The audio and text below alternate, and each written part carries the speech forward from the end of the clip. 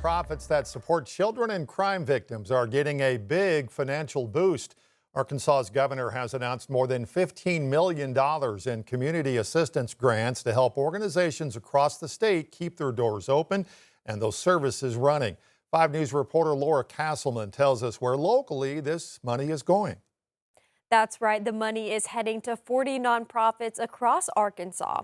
It'll help organizations that serve children, families, and victims of crime cover budget shortfalls and continue providing essential services. Several local agencies in Northwest Arkansas and the River Valley are getting these funds, including the Children's Safety Center of Northwest Arkansas, rape crisis programs in Johnson and Washington County, along with the Hamilton Center in Fort Smith and the Morgan Nick Foundation. One of the largest awards is nearly $600,000, and it went to the Children's Advocacy Center of Benton County. The decision was made to share the Christmas blessing news that the governor had approved funding that supported all CACs across the state. This grant will allow organizations to support children and families in more ways than one. All comprehensive services, so all advocacy, all forensic interviews, medical exams, counseling services, and residential services, none of those go interrupted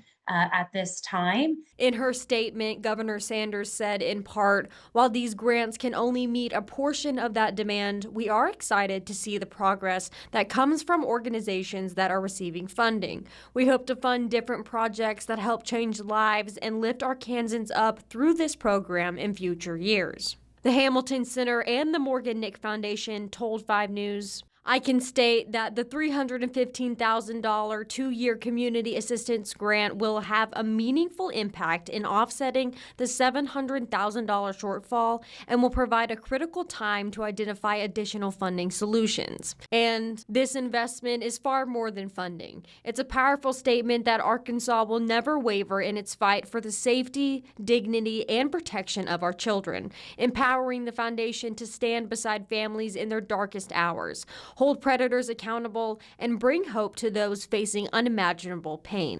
It helps ensure that fewer families will have to endure the heartbreak our family has lived through, and that is work truly worth standing behind. Tibbs says while she is thankful for these funds, it's just filling a part of a funding gap.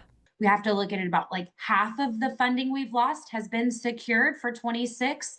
And with the commitment we've already received from our county, we still have around $200,000 in cuts that we need to seek solutions for. We already work really diligently to steward our resources well and not overspend or overhire.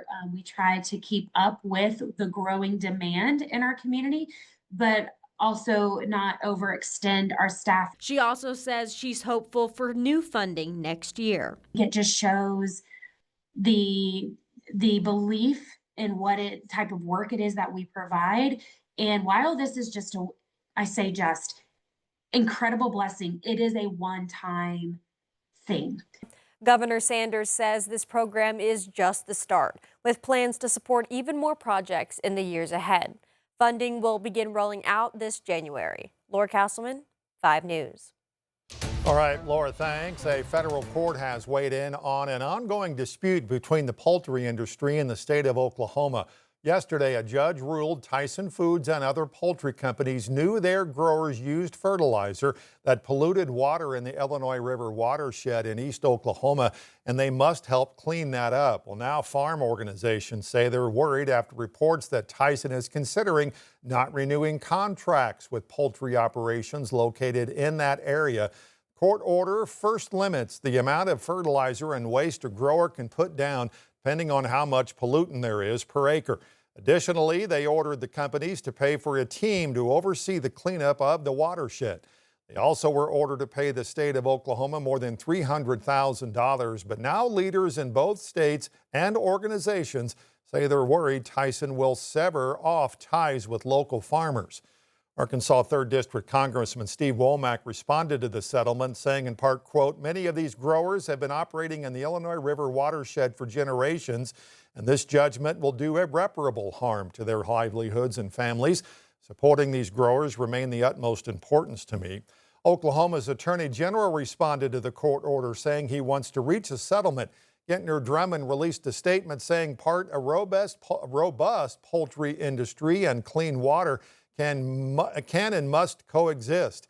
I remain committed to working with the poultry companies toward a resolution. I can help facilitate negotiations that achieve cleanup of the watershed while supporting Oklahoma farmers. Let's find a path forward together.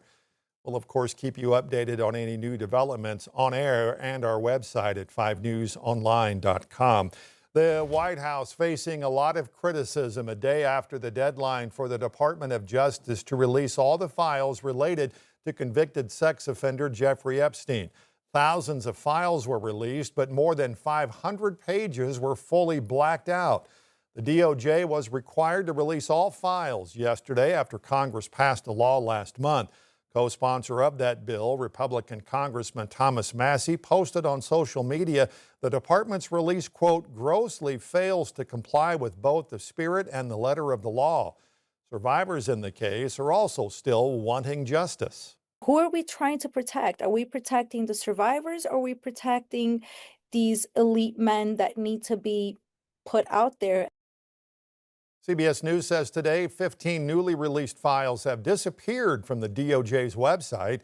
The DOJ has not responded at this time as to why there was that change.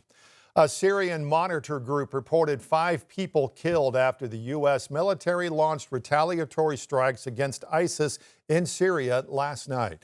This comes in response to what the Pentagon says was an ambush attack last week in Syria that left 2 American soldiers dead.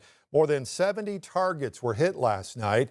President Trump announced the strikes at a rally in North Carolina yesterday. I ordered a massive strike on the terrorists that killed our 3 great patriots last week. 2 soldiers, 1 interpreter, all great people. And it was very successful. It was precision.